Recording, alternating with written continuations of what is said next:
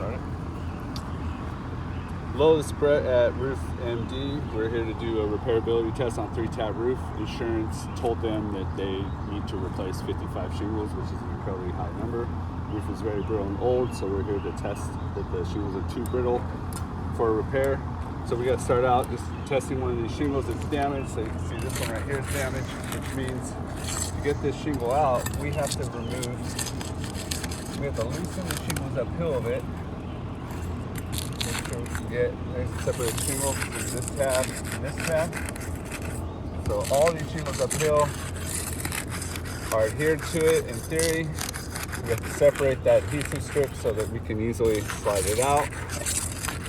And because the shingles are about that long, there's going to be nails in this shingle as well that we're going to have to pry out. So we have to pry out 2 rows of nails, and all the shingles uphill need to be separated. And once you break this bond, those shingles uphill are already compromised now for the next windstorm. So you're already in theory doing damage to the roof.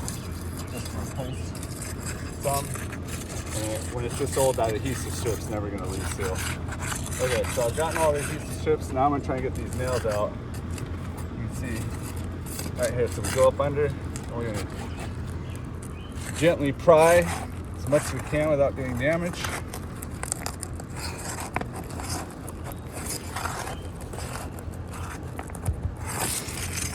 You can already see some of these shingles are already getting kind of flopped around a bit. And when we really try and get the nails out,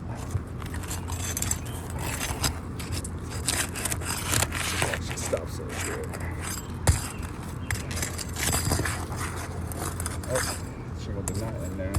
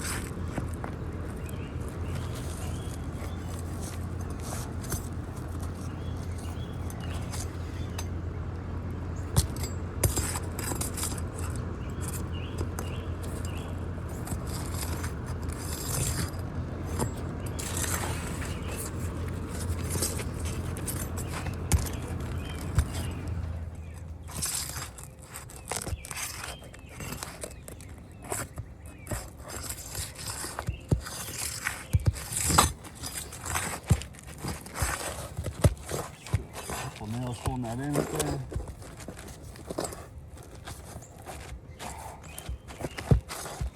Alright. Shingle has come out. Put that off to the side. Now we need to make sure that no nails are in the way. Putting a new one in.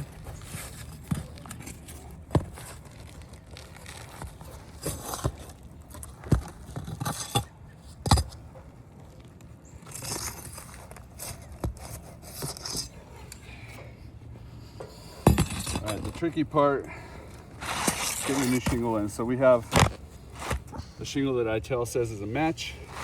You can already see the kind of difference in color there. The shingle fading. Get on the roof here. This roof isn't that steep. It's like an 8-12, but unfortunately the granulation loss is so heavy that it's a little slippery. And then we try and slide this in underneath.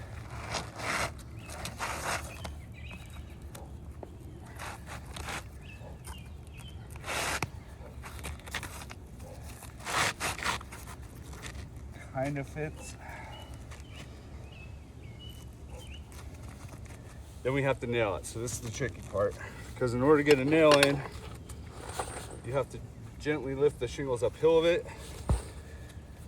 To get a nail in, industry standard is going to be 4 to 6 nails depending where you live. Since we're in a windy zone, we would go 6 here.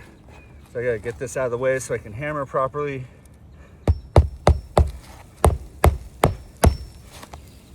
You can already see it's starting to slightly damage those shingles uphill.